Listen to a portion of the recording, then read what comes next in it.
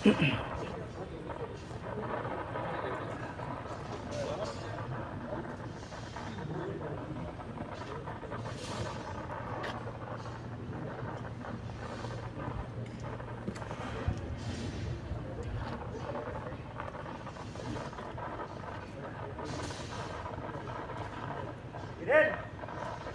आओ, तीन जगह से तो पूरा ऐसे कैप्चर करो। लेना आदि किलो वो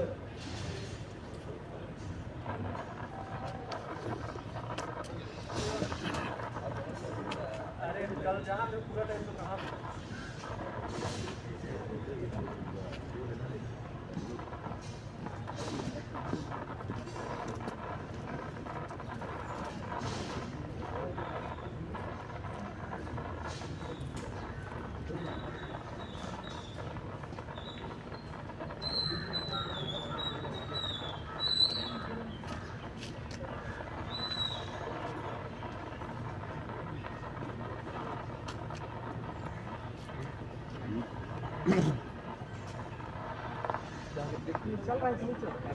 दिखा ले इधर ले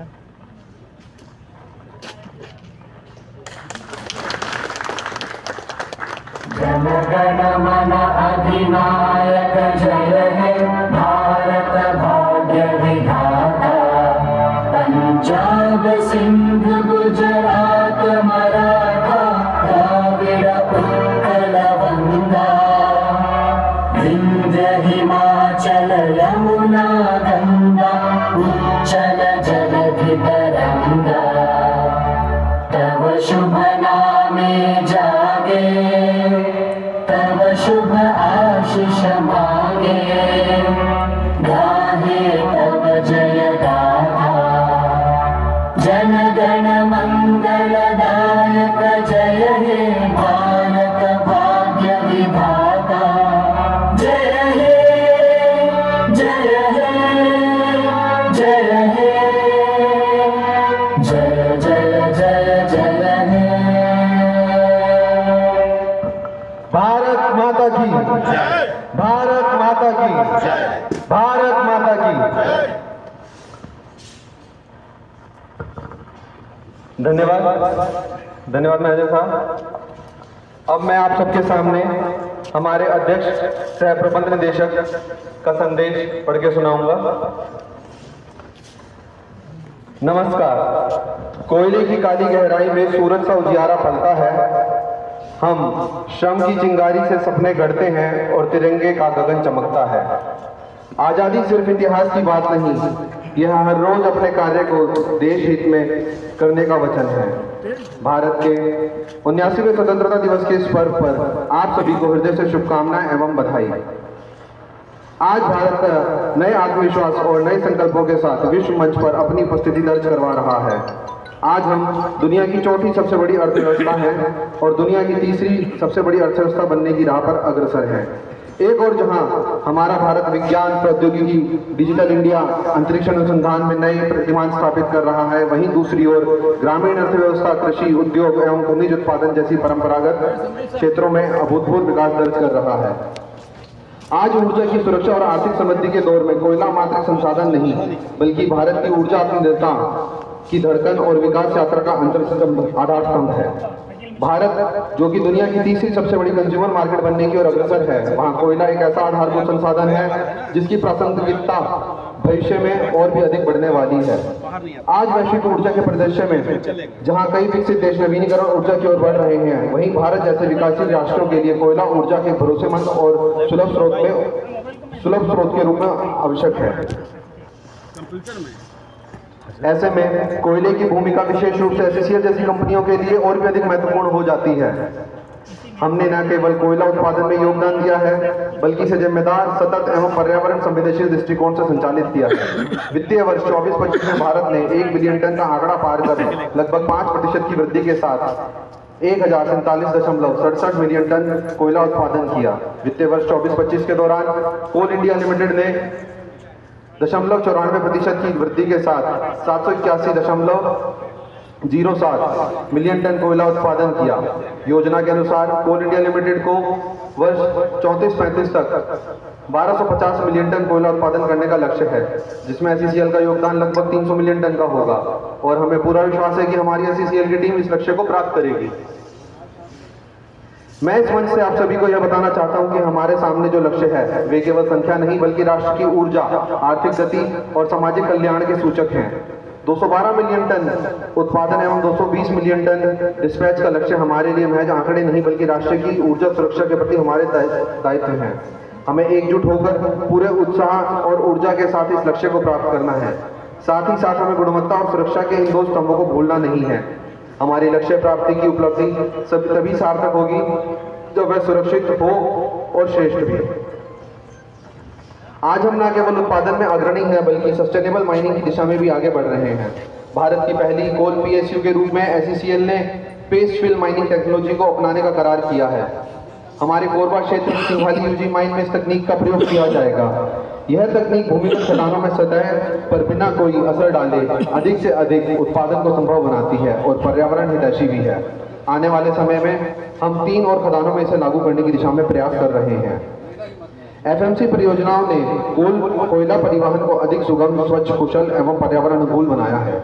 वर्तमान में SCCL में 9 FMC परियोजनाएं संचालित हैं और आने वाले वर्षों में 8 और FMC परियोजनाएं जुड़ेंगी, जिससे हमारी कुल डिस्पैच क्षमता 233 MTPA तक पहुंचेगी। सस्टेनेबल डेवलपमेंट हमारे कार्य संचालन का प्रमुख आधार है। अपनी स्थापना से अब तक SCCL ने 3 करोड़ से अधिक पौधे लगाकर कोयलांचल के हरित विकास में एक महत्वपूर्ण भूमिका निभाई है। वर्ष 2025-26 में हमारा लक्ष्य 510 हेक्टेयर में पौधारोपण का है, जिसमें 370 हेक्टेयर से अधिक भूमि में पौधारोपण का कार्य संपन्न हो चुका है और मुझे पूरा विश्वास है कि हम इस वर्ष भी लक्ष्य से अधिक पौधारोपण करेंगे। हमने विभिन्न वन प्रस्तावों के साथ अब तक 1192 हेक्टेयर के अधिक AC मान्यता प्राप्त प्रतिरूपक वन रोपण भूमि को राज्य वन विभाग को प्रस्तुत किया है, जिसे स्वीकृति प्राप्त हो चुकी है। SCCL में आज 60 से अधिक इलेक्ट्रिक वाहन कार्यरत हैं, जिससे हम न केवल ईंधन की बचत कर रहे हैं बल्कि हरियाली की ओर भी बढ़ रहे हैं। हमने मिशन अमृत सरोवर के तहत पुराने पारंपरिक तालाबों जैसे जोहिला क्षेत्र में सागरा तालाब का पुनरुद्धार प्रारंभ किया है, जो पर्यावरण के साथ साथ सामुदायिक जीवन को भी संजीवनी प्रदान करता है। हमने वर्ष 2030 तक 700 मेगावाट सौर ऊर्जा उत्पादन का लक्ष्य तय किया है, जिससे हम नेट पॉजिटिव एनर्जी कंपनी बन सके। SCCL का सदैव यह विश्वास रहा है कि उसकी हर परियोजना की नींव केवल मशीनों, खनिजों पर नहीं बल्कि उन लोगों के विश्वास और सहयोग पर टिकी हो जिन्होंने अपनी भूमि राष्ट्र निर्माण के लिए समर्पित की है। जब हम किसी की जमीन लेते हैं तो उसके भविष्य की जिम्मेदारी भी हमारी होती है। वित्तीय वर्ष 24-25 में SCCL ने 10 वर्षों में सबसे अधिक 807 व्यक्तियों को रोजगार प्रदान किया है। वहीं वर्तमान वित्तीय वर्ष 25-26 में जुलाई 25 तक 222 लोगों को रोजगार दिया जा चुका है और यह प्रक्रिया सतत रूप से जारी है। हमारी योजना SCCL की धड़कन कोयलांचल में जन्मजात हृदय रोग से पीड़ित मासूम बच्चों के लिए किसी वरदान से कम नहीं। इस पहल के अंतर्गत अब तक छत्तीसगढ़ और मध्य प्रदेश के सुदूर अंचलों से 139 बच्चों में सफलतापूर्वक सर्जरी की जा चुकी है। श्री सत्य साई ट्रस्ट के साथ मिलकर यह कार्य निरंतर जारी है और हमें आने वाले वर्षों में 1000 से अधिक बच्चों को नया जीवन देने का संकल्प ले चुके हैं। स्वास्थ्य के क्षेत्र में हमने देश के आकांक्षी जिलों में बाल कुपोषण, एनीमिया एवं सिकल सेल जैसी समस्याओं से लड़ने का बीड़ा उठाया है। वहीं दिव्यांगजनों के लिए मोटराइज्ड ट्राईसाइकिल और सुगम्य क्रेन प्रदान की गई हैं, ताकि वे आत्मनिर्भर की राह पर आगे बढ़ सकें और एक सम्मानजनक जीवन जी सकें। महिला सशक्तिकरण के क्षेत्र में SCCL ने उल्लेखनीय पहल की है। SCCL गर्ल्स हॉस्टल योजना के तहत NIT रायपुर परिसर में 48.19 करोड़ की लागत से 500 बिस्तरों का आधुनिक छात्रावास का निर्माणाधीन है। शासकीय विद्यालयों में सैनिटरी नैपकिन वेंडिंग मशीनें एवं इंसिनरेटर स्थापित कर किशोरी बालिकाओं के स्वास्थ्य एवं आत्मसम्मान दोनों को जोड़ा है। भारत सरकार की टीबी उन्मूलन कार्यक्रम के अंतर्गत SCCL CSR के जरिए अपना योगदान दे रहा है। इस प्रोजेक्ट के तहत SCCL कोयलांचल के संचालित जिलों में 50,000 से अधिक व्यक्तियों की निःशुल्क स्क्रीनिंग एवं 300 रोगियों को निःशुल्क पोषण किट दवाएं वितरित करने का कार्य किया गया है। हमारा CSR दृष्टिकोण केवल आंकड़ों तक सीमित नहीं है बल्कि मानवीय गरिमा, अवसर की समानता एवं सतत विकास को मजबूत नींव पर आधारित है। कर्मचारियों के हितों की रक्षा एवं संवेदनशील कार्यों की संस्कृति को बढ़ा देने हेतु एचसीएल ने मिशन संबंध के तहत शिकायत निवारण प्रकोष्ठ की स्थापना की है, जो कर्मचारियों की शिकायतों को पारदर्शिता, उत्तरदायित्व एवं संवेदनशीलता के साथ त्वरित समाधान सुनिश्चित करता है। वहीं हमारे सेवानिवृत्त कर्मियों के लिए पोस्ट रिटायरमेंट बेनिफिट सेल की स्थापना की गई है, जो सेवानिवृत्त लाभों से संबंधित मामलों का सुगम समयबद्ध निपटान करता है।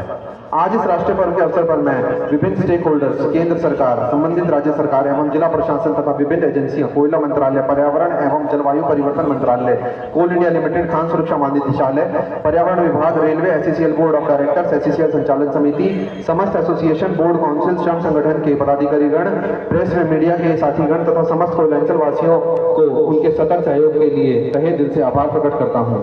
मैं श्रद्धा महिला मंडल के क्षेत्रों में कार्यरत महिला समितियों की टीम के प्रति भी सादर आभार प्रकट करता हूं, जो वर्ष भर कल्याणकारी कार्य संचालित करती रहती हैं। आइए हम सब मिलकर राष्ट्र निर्माण की इस महायात्रा में अपनी भूमिका को समझें, निभाएं एवं इस महान देश को 2047 तक विकसित राष्ट्र बनाने का लक्ष्य में सहभागी बने। जय हिंद, जय एससीसी।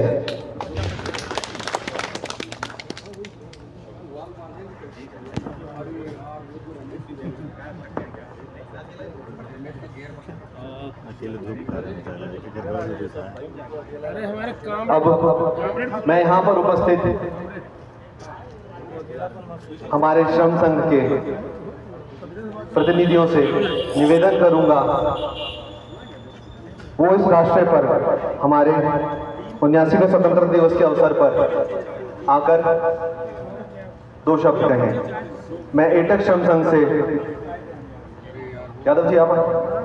यादव जी से निवेदन करता हूं, वो मंच पर पधारे एवं 2 शब्द। यादव जी।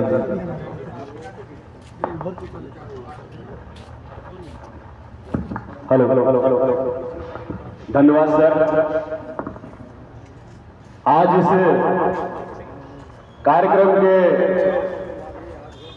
मुख्य अतिथि कुर्जा कोयला खदान के प्रबंधक आदरणीय केसर साहब, इस कार्यक्रम में उपस्थित कुर्जा खदान के कार्यकारी अभियंता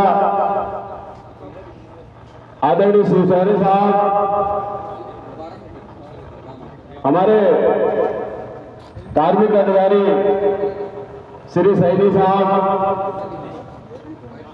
हमारे सभी 5 श्रम संगठन के साथीगण, सिक्योरिटी, सारे स्टाफगण और कोयला खदान में टन हो चाहे मिलियन टन, सुरक्षित ढंग से सभी लक्ष्यों को पार करने वाले कुर्जा खदान के जाबाज मजदूर साथियों, आज आप लोगों को पता होगा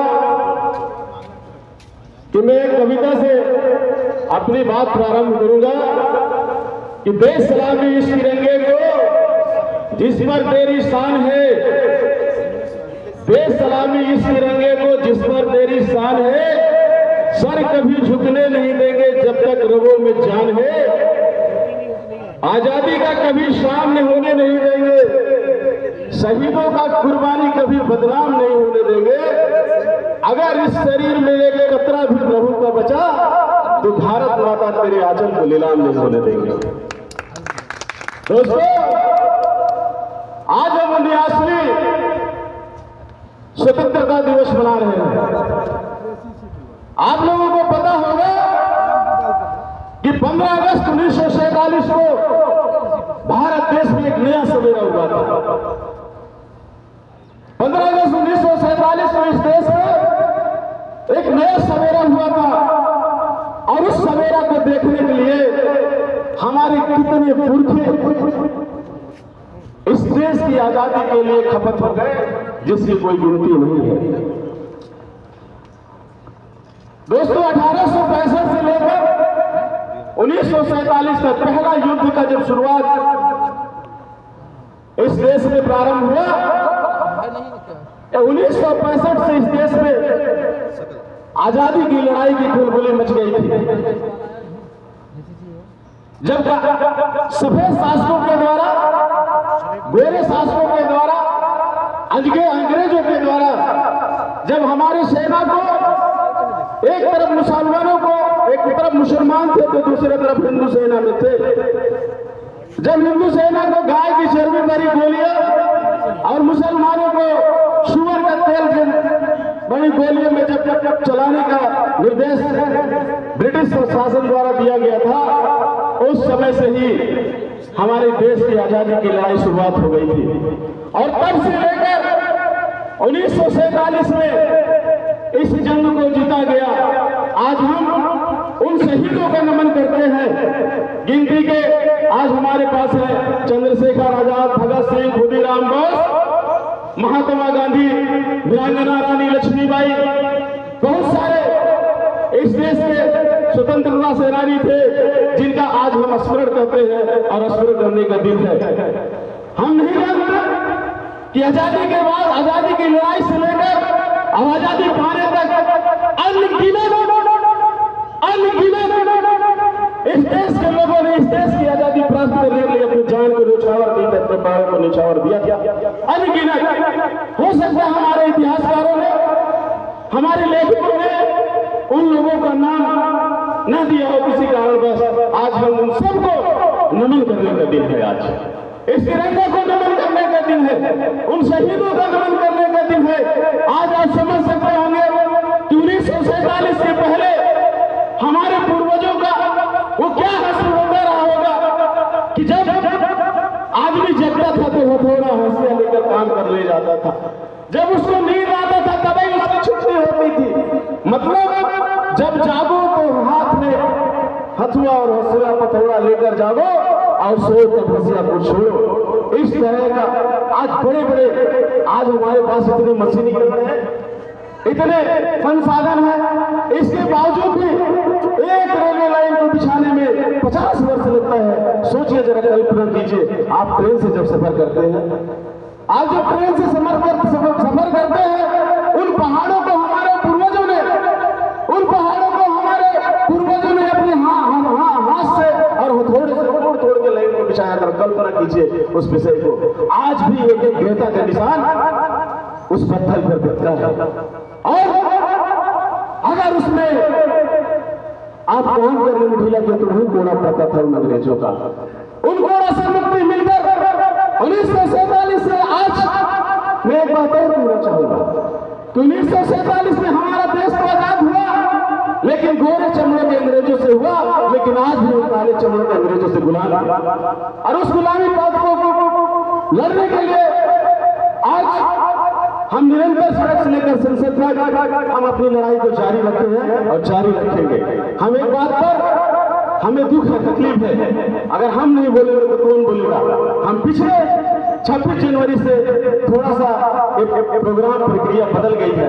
मैं चाहूंगा कि इसको पुनः उस 26 जनवरी के पहले जैसा बहाल किया जाए। साथियों, ये राष्ट्रीय पर्व है, स्वतंत्रता दिवस, गणतंत्र दिवस ये राष्ट्रीय पर्व है। हमारे सैकड़ों मजदूर 1 घंटा के लिए खदान के अंदर चले गए, हमारे सैकड़ों ठेकेदारी मजदूर आज खदान के अंदर चले गए। बेबस होकर हमारे मजदूर साथियों ने आज यहाँ पे पीछे से अपना तिरंगा फहराया और लोगों में मिठाइयां बांटी। मैं मैनेजमेंट से कहना चाहूंगा, क्या इतने बड़े उद्योग के, इतने बड़े पीएसयू के हम कर्मचारी हैं, हम सदस्य हैं, एक लड़कों के लिए हम लड़ाए थे क्या? हमारे मजदूर आज इस गेम देखने के लिए साल भर इंतजार करता है कि आज हमारा मैनेजर, आज हमारा उप क्षेत्रीय प्रबंधक हमारे प्रांगण में ध्वजा फहराएगा।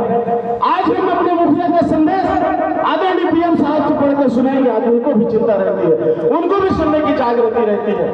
आज वो भी सोचते हैं साल भर कि हमारा मैनेजर झंडा फहराएगा, उनके पास हम भी फोटो खिंचवाएंगे।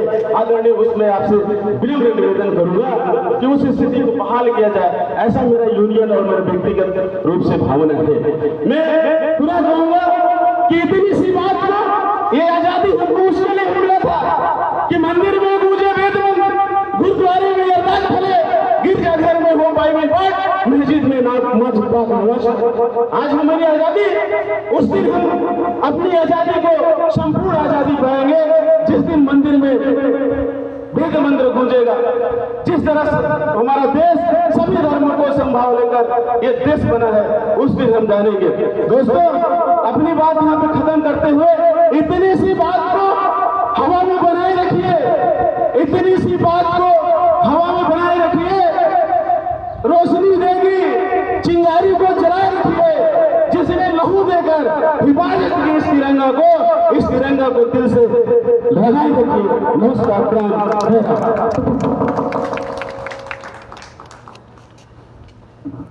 धन्यवाद यादव जी, आपने जो भी अपनी बात कही और उसमें आपके द्वारा दिया गया सुझाव मैं स्वयं प्रबंधन के समक्ष रखूंगा। अब मैं HMS श्रम संघ से श्री उज्जवल जी को आमंत्रित करता हूं, वे मंच पर आए और अपने श्रम संघ के विचार सभी अपने साथियों के साथ साझा करें। धन्यवाद। उज्जवल जी। भारत माता की, भारत माता की, भारत माता की। आज हम यहाँ 79वां स्वतंत्रता दिवस मनाने के लिए मैनेजर कार्यालय खुर्जा में उपस्थित हुए हैं। आज के मुख्य अतिथि हमारे खान प्रबंधक राजेश साहब, यहाँ पर और अन्य अधिकारी विशाल साहब, पवार साहब और जितने भी अधिकारी हैं खुर्जा के, और अपने सैनी साहब, श्रम संघ के समस्त प्रतिनिधिगण, यहाँ पर उपस्थित जितने भी खुर्जा के कर्मठ कर्मचारी, उनको हमारे संघ की ओर से स्वतंत्रता दिवस की ढेर सारी शुभकामनाएं। आज हम स्वतंत्रता दिवस 79वां जो मना रहे हैं, इस दिन को मनाने के लिए पूरे भारतवर्ष के जनगण उत्साहित रहते हैं कि हम अपना देश जो आजाद हुआ था वो कैसे आजाद हुआ था, कितने लोग बलिदान दिए थे। उस कार्यक्रम को देखने के लिए सारे PSU में, सारे स्कूल कॉलेजों में और अपने प्रधानमंत्री जी दिल्ली में झंडा फहराते हैं।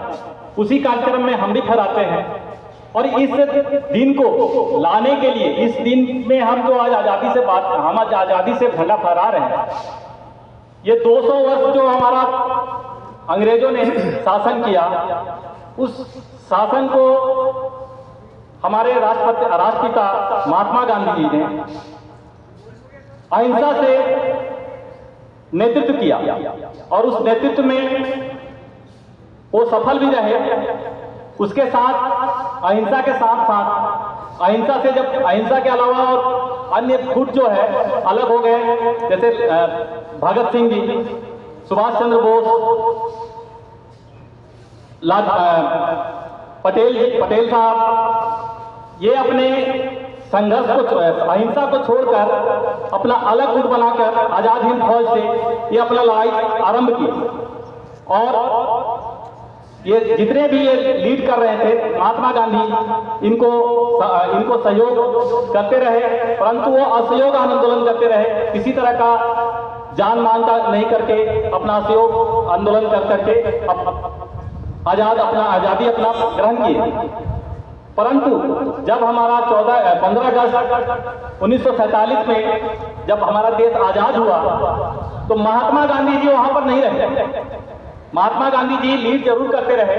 महात्मा गांधी जी हजारों किलोमीटर दूर कलकत्ता में वो हिंदू मुस्लिम का जो दंगा हुआ था, वो वहां पर उसके लिए अनशन में बैठे हुए और वो सोच रहे थे कि हम देश आजाद हुआ और यहाँ दंगा फैला हुआ है, तो उस चीज के लिए वहां पर बैठे और अपना पंडित जवाहरलाल नेहरू ने उनको खत भी लिखा कि सर आइए आप, आज तो हमारा देश आजाद हुआ और हम झंडा फहराते हैं, अपने इस उत्साह को शामिल करते हैं। बोलते नहीं, हमारा जो है देश जरूर आजाद हुआ, परंतु एक स्थान पे, एक स्टेट में इस तरह का दंगा हुआ। जब तक ये दंगा नहीं बैठे, खत्म नहीं होगा, समाप्त नहीं होगा, तब तक हम आजादी नहीं मानेंगे। उसी समय से, उसके बाद से आप लोग सब कुछ अवगत हैं कि पाकिस्तान का बंटवारा हुआ, उस दंगा के तहत जिन्ना जी जो मुस्लिम के लीड करते थे मुस्लिम कौम को, और आज तक ये चीज ज्वलंत चलते आ रही है। हिंदू मुस्लिम हम बोलते जरूर हैं कि हम एक हैं, परंतु बटे हुए हैं कौम कौम। और उस आजादी के बाद, उस आजादी में जितने लोग बलिदान दिए, खुदीराम बोस, भगत सिंह, वो तो अपना जान निछावर कर दिए। ये लोग तो समर्पित रहे, पर वो जान, जितने लोगों ने जान निछावर किए, तो उसी को याद करने के लिए, उस दिन को याद करने के लिए हम लोग यहाँ एकत्रित होते हैं और बड़ा हर्ष से, उल्लास से हम लोग मनाते हैं। और अभी जो पूर्ववक्ता यादव जी जो बोले, मैं भी उस पर कुछ शब्द कहना चाहता हूँ कि ये जो है, हम लोग स्वतंत्रता दिवस में, स्वतंत्र भारत में रहते हैं, तो स्वतंत्रताहीन न किया जाए।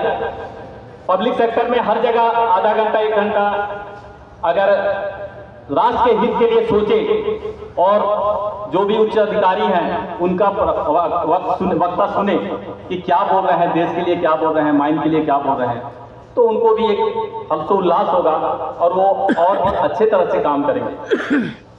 जय हिंद, जय भारत, यही बोल के मैं अपना वाणी को विराम देता हूँ। धन्यवाद।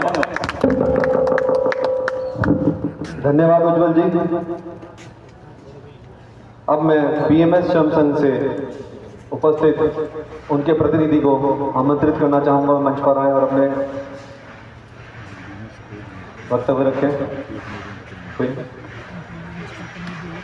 इंटक श्रम संघ से मैं श्री अरविंद यादव जी को आमंत्रित करना चाहूंगा, वो आके अपना मत अपने श्रम संघ का मत रखें। धन्यवाद। यादव जी।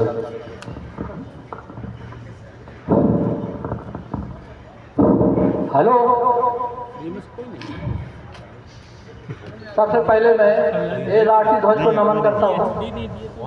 आज के मुख्य अतिथि श्री आर के केशव साहब, आदरणीय सैनी साहब, विशाल साहब, पवार साहब एवं सभी अधिकारीगण, जेएमएस से आए अधिकारीगण एवं ट्रेड यूनियन के सभी पदाधिकारी एवं मेरे साथियों, आज हम आज़ादी का 59वां स्वतंत्रता दिवस मना रहे हैं।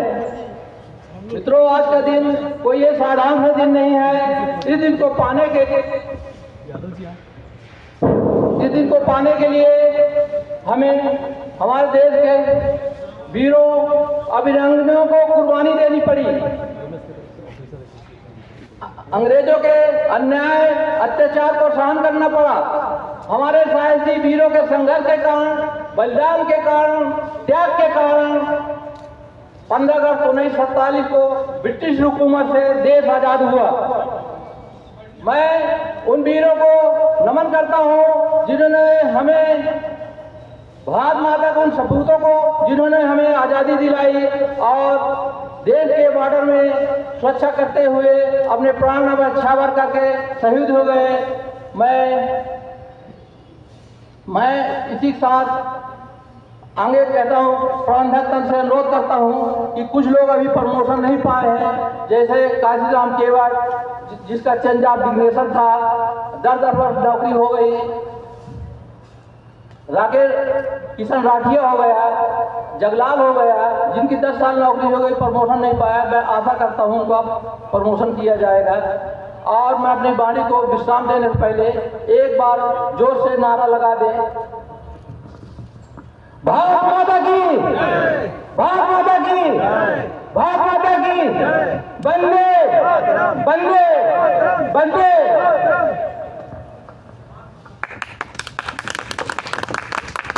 धन्यवाद यादव जी, आपने अपनी बात कही। मैं एक छोटी सी बात कहना चाहूँगा। इस सब चीज़ों के लिए हमारा एक अलग से आईआर मंच है जहाँ पे हम हर महीने बैठ के मीटिंग करते हैं। तो अब मैं C2 यूनियन से श्री राम कृपाल पटेल जी को आमंत्रित करना चाहता हूँ। श्री राम कृपाल पटेल जी।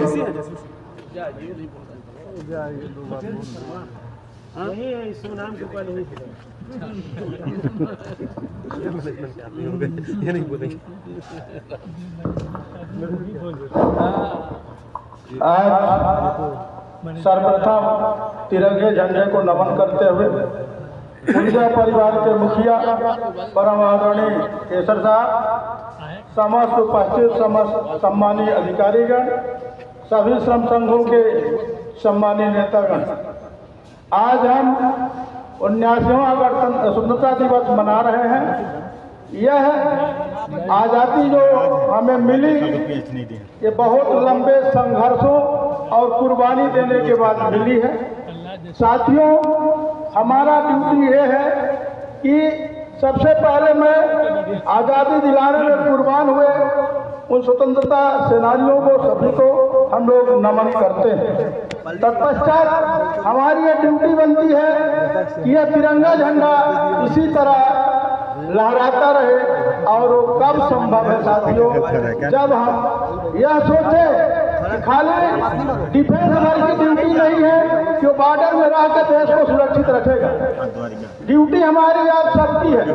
जो भी जगह पे डिप्यूट है, चाहे वो स्टेशन में हो, चाहे वो डिफेंस में हो, चाहे वो इंडस्ट्री में हो, अपने अपने कर्तव्यों का यदि हम निर्वहन सही ढंग से करेंगे तो यह तिरंगा झंडा इसी तरह से लहराता रहेगा और हमारा देश दिन दूनी रात चौगुनी प्रगति करता रहेगा।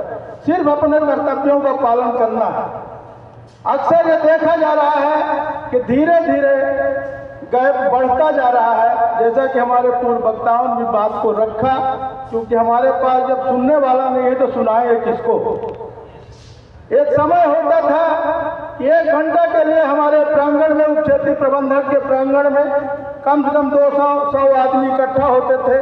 1 घंटा स्पीच चलता था, प्रबंध निर्देशक CMD साहब का वाचन किया जाता था, सब लोग सुनते रहे, उप क्षेत्रीय प्रबंधक की बात सुनते रहे, खान प्रबंधक की बात सुनते रहे, नेताओं की बात सुनते रहे, बड़ा अच्छा लगता रहा और फिर खुशी मन से लोग जाके अपनी ड्यूटी करते रहे। 1 घंटे के उत्पादन का जो ध्यान रखा गया है उससे कोई फायदा नजर नहीं आता है।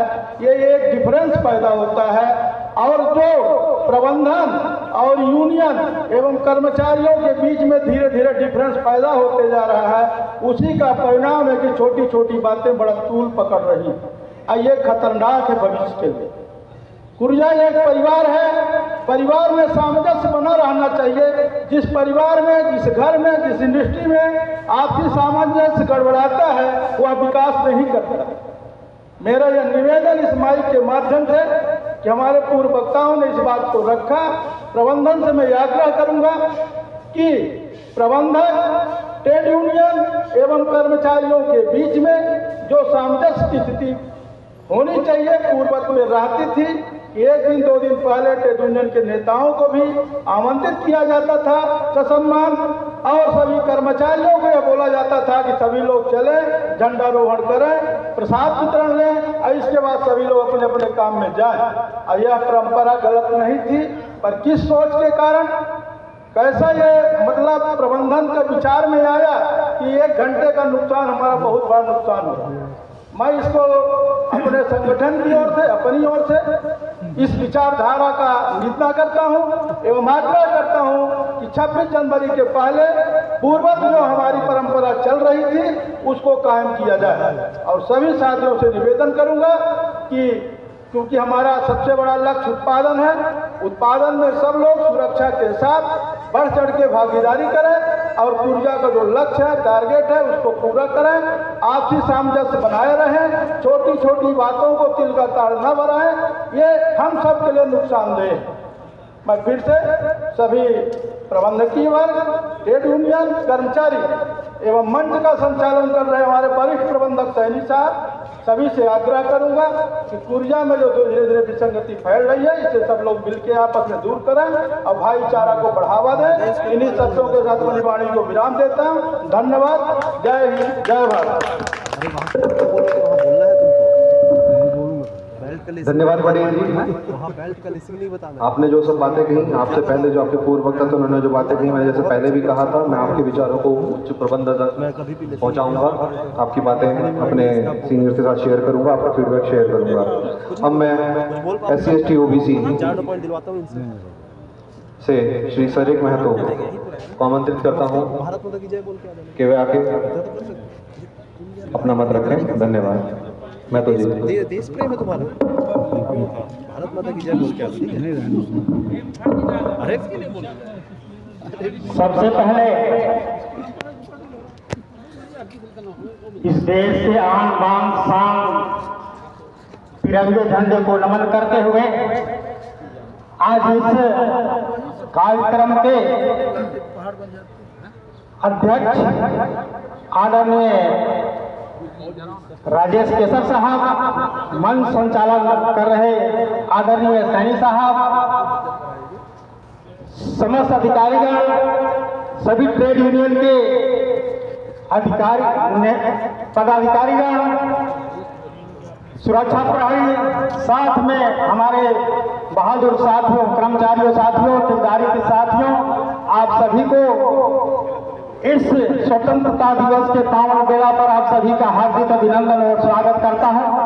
साथियों, हमारा देश इस आजादी को पाने के लिए लंबे समय तक लगातार संघर्ष करता रहा, जिससे इस देश की व्यवस्था जो शोषण जो अंग्रेजों के शासनकाल में होता था, उससे आजादी पा करके हमारा समाज, हमारा देश आगे बढ़ने का काम करता था, करेगा।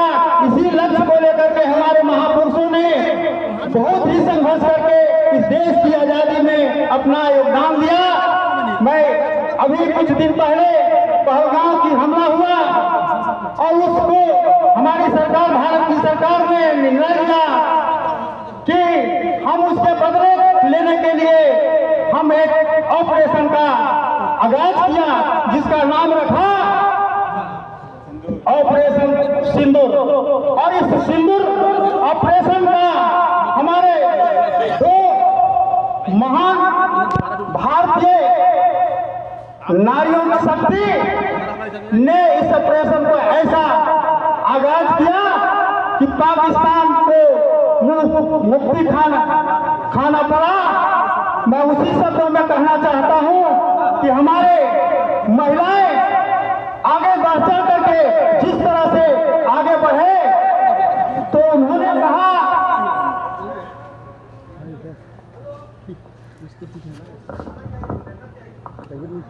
हम वो हवा हूं, मैं वो हवा हूं जो तूफान को लेकर चलता हूं।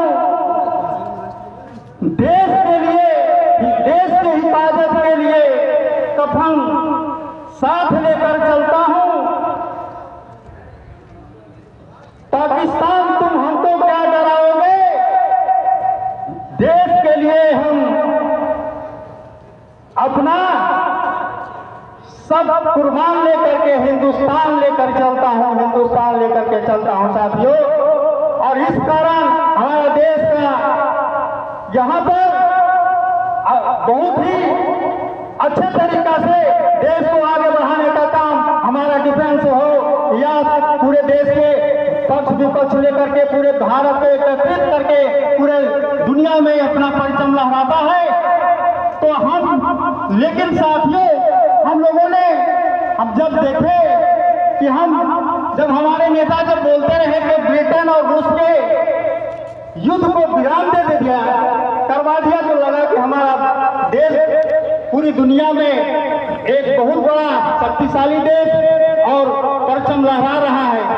लेकिन साथियों, सिंदूर ऑपरेशन के साथ में जब ये बात भी आई कि हम को सीज फायर करने के लिए रोकना पड़ा दूसरे देशों के द्वारा, तो हमको ये चाहिए कि हमारा देश के आगे किसी को आंख दिखाने की अगर कोशिश करे तो उनको आंख निकाल करके हम रख देंगे। ऐसी शक्तिशाली देश भारत को बनाना पड़ेगा साथियों, और तब ही संभव है जब हम सब मिलजुल करके एक साथ आगे बढ़ेंगे। इन्हीं साथ के साथ मैं अपनी वाणी को विराम देता हूँ। जय हिंद, जय भारत।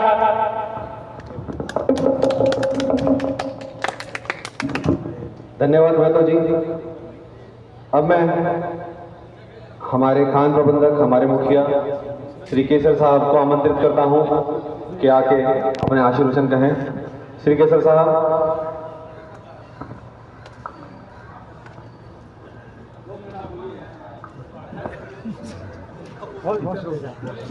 साहब आ रहे हैं, साहब आ रहे हैं। साहब लेने गए कुछ विशाल साहब को बुलवा तो विशाल साहब से बुलवा दे बोले दूर आगे क्या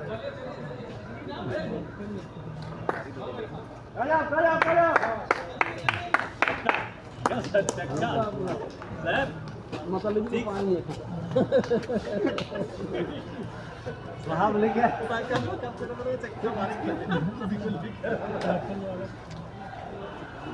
पल्ली वाले आए होंगे ना, भरा रहे होंगे। ठीक कर रहे हैं, ठीक कर रहे हैं। हेलो हेलो, भारत माता की, भारत माता की।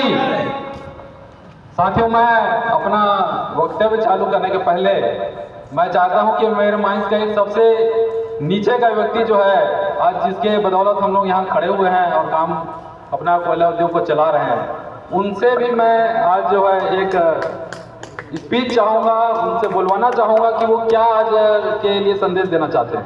क्या नाम है आपका? और नाम भी है उनका मतलबी, ठीक है, तो मतलबी नाम है लेकिन काम उनका ओरिजिनल है। तो सबसे पहले मैं मतलबी से आग्रह करूंगा कि आज जो हम लोग 15 अगस्त का झंडा तोलन यहाँ पर किए हैं, इसका लिए हमारे लिए क्या महत्व है। एक नीचे के व्यक्ति के भरोसे ये कोयला खदान चल रहा है, जितने ऊपर जा रहे हैं वो खाली भाषण दे रहे हैं लेकिन काम आप कर रहे हैं। इसलिए मैं चाहूंगा कि आप आज के विषय में एक लाइन दो लाइन जो आपसे बनता है वो बोले। ले रहा सबसे नमस्कार करता हूँ। नमस्कार। हमारे सभी हमारे अधिकारी, हमारे नेता लोग भी आए हुए हैं। माइक सामने कर ले। ये 15 अगस्त है, तो हमारी क्या सेवा वो करना है, क्योंकि हमारे थोड़ी कमरे में जो है थोड़ी प्रॉब्लम हो रही है, तो उसको थोड़ी कटिंग हमारा करिएगा सर, क्योंकि छत में लाद बहुत चुभता है और पानी में जो प्रॉब्लम है जो है तो बहुत काफ़ी है। पानी 3 रोज 4 दिन में देता है पानी सर, क्योंकि हमारे मुखिया हैं, आपको सूचना देंगे तभी हमारी काम और होगी। जी ना, धन्यवाद बहुत बहुत जी, तालियां से जोरदार स्वागत कीजिए भाई। ये मेरे माइंड का सबसे लीस्ट व्यक्ति जो नीचे का है, वो आज जो अपना संदेश रखा है। ऊपर का संदेश तो रोज आप लोग सुनते हैं, लेकिन का जो इनका ओरिजिनल संदेश है वही छत पानी बिजली वाला ही है, और ये आज भी बना हुआ है। तो हम लोग की ड्यूटी है, जो भी सुपरवाइजर अधिकारी हैं, इनकी जायज मांगों को पूरा करने का पूरा प्रयास करेंगे। धन्यवाद। अब मैं अपना स्पीच जो है आज के लिए प्रारंभ करना चाहता हूँ। तो सबसे पहले उपस्थित मेरे सभी कर्मवीरों, साथियों, सभी अधिकारी साथियों, समस्त माइनिंग स्टाफ और उपस्थित आए हुए सभी श्रम संघ के साथियों का आज 15 अगस्त कार्यक्रम के सम्मान में, उपलक्ष्य में आप सभी को मैं बहुत बहुत बधाई देता हूं। और बधाई इसलिए भी देता हूं कि आज सब यहाँ पर उपस्थित हुए और अपनी अपनी बातों को स्पष्ट रूप से रखा सबने, कि किसी को क्या ज़रूरत है, भारतवर्ष कैसा रहा है, कैसे आज़ादी दिया गया है, और आज वो जब हमारे हाथ में है तो हम उसका कैसे उसको और अच्छे से अच्छा बनाएं। ये आज का जो भी पूर्व वक्ताओं के द्वारा भाषण दिया गया, बतलाया गया, उसका सार था। अब मैं बतलाए गए विषय के बारे में बात न करके जहाँ पर हम नियुक्त किए गए हैं, जहाँ पर हमारे को रोजगार दिया गया है, उसके बारे में बात करना चाहूँगा। तो ये जो माइंस है, पिछले वर्ष जो है बहुत ही अच्छा उत्पादन किया है। लगभग 8 लाख का टारगेट था, जिसके विरुद्ध में हमने यहाँ पर 7,84,000 का अचीवमेंट किया है। बहुत ही कम मार्जिन रहा है। और इस वर्ष जो है हम लोग अभी तक 2,48,225 टन का उत्पादन अभी तक कर चुके हैं। और आप सभी के सहयोग से हम लोग बहुत तेज़ी से अपने लक्ष्य की ओर अग्रसर हैं। और सभी से अपेक्षा भी रहेगा कि हम लोग जो ये 8 लाख का टारगेट इस वर्ष पूरा करेंगे, जिसमें आप सभी का सहयोग जो महत्वपूर्ण रहेगा। सुरक्षा के विषय में बोलना चाहूँगा कि सुरक्षा जो है हमारी प्राथमिकता है, और ये प्रत्येक व्यक्ति का दायित्व है कि सुरक्षा के मानदंड का पूरा पालन करें। इसके लिए जो एक मंत्र दिया गया है टेक 5 का, जो सभी के लिए लागू होता है, चाहे वो कैटेगरी 1 का हो चाहे एक अधिकारी हो, क्योंकि उसकी सुरक्षा उसके हाथ में होती है। उसके बाद जो हमारे यहाँ काम करने के तरीके के ऊपर जो SOP COP बनाया गया है, इसको अमल में लाना हमारी ड्यूटी है। इसके लिए सभी सुपरवाइज़र, सभी फोरमैन से मैं अनुरोध करूँगा कि इसका पालन कराएं और इसके अनुसार ही काम कराएं, ताकि हम लोग किसी भी प्रकार के घटना दुर्घटना से हमारे प्रिय साथियों, श्रमिक साथियों को बचा सकें। ये हमारे लिए सबसे बहुत बड़ी उपलब्धि होगी। और इसके बाद जो मैं अभी हाल में ही जो ड्रेस कोड लागू किया गया है कंपनी के द्वारा, इसको अंगीकार करने के लिए सभी को मैं बहुत बहुत धन्यवाद देता हूं कि सभी लोगों ने बहुत ही जल्दी और बहुत ही सहज इसको जो है अपनाया है और किसी प्रकार का इस माइंस की तरफ से किसी को बोलने का मौका नहीं दिया है। इसके लिए बहुत बहुत धन्यवाद। और इसके बाद एक और नया टास्क हमारे लिए एक आने वाला है, वो है बायोमेट्रिक के रूप में, जिसकी चर्चा सभी लोगों के बीच में है, नोटिस भी लगाया गया है। और मेरा मानना है कि हम लोग जो है इसको भी सफलतापूर्वक पार कर लेंगे और किसी भी प्रकार का इसे हमारे श्रमिक साथियों या अन्य किसी भी ठेकेदार साथियों, इनको किसी प्रकार का नुकसान नहीं होगा। और जैसा कि सभी लोगों से मेरा अनुरोध रहेगा कि इसमें सभी लोग बढ़ चढ़ के भाग लें और सहयोग भी दें, ताकि अपना नुकसान कोई ना करे और इसके लोगों को संदेश दें, समझाएं।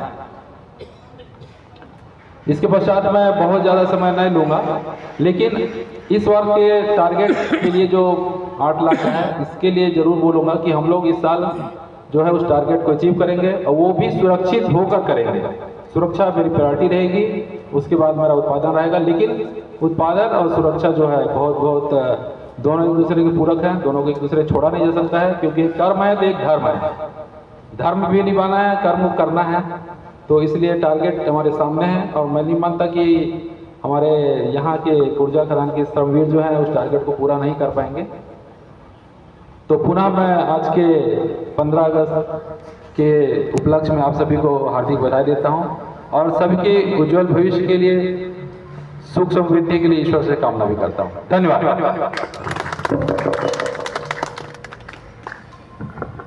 धन्यवाद साहब अपने आशीर्वचन के लिए। मैं यहाँ पर उपस्थित सभी श्रम संघ के पदाधिकारीगण, हमारे अधिकारीगण, हमारा मैनेजरियल स्टाफ, सुपरवाइजरी स्टाफ, हमारे कर्मचारी, ठेकेदारी कर्मचारी, JMS के हमारे साथी, सबका आभार प्रकट करता हूँ एवं सबसे निवेदन करता हूँ कि वे सब लोग प्रसाद ग्रहण करें एवं जितने भी हमारे श्रम संघ के पदाधिकारीगण हैं उनसे निवेदन है कि मैनेजर ऑफिस में आए, आगे प्रसाद ग्रहण करें एवं इन्हीं शब्दों के साथ आप सभी को पुनः एक बार 79वें स्वतंत्रता दिवस की हार्दिक बधाई एवं शुभकामनाएं। धन्यवाद। भारत माता की जय।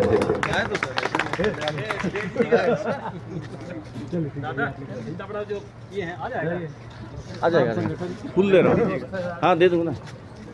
कृपया मिष्ठान वितरण, प्रसाद वितरण चालू किया जाए। जो भी संबंधित कर्मचारी हैं कृपया मिष्ठान वितरण, प्रसाद वितरण चालू करें। ठीक है, देखता हूँ। एवं सभी पदाधिकारीगण श्रमिक संगठन के, उनसे निवेदन है कि वे मैनेजर ऑफिस में आए। धन्यवाद।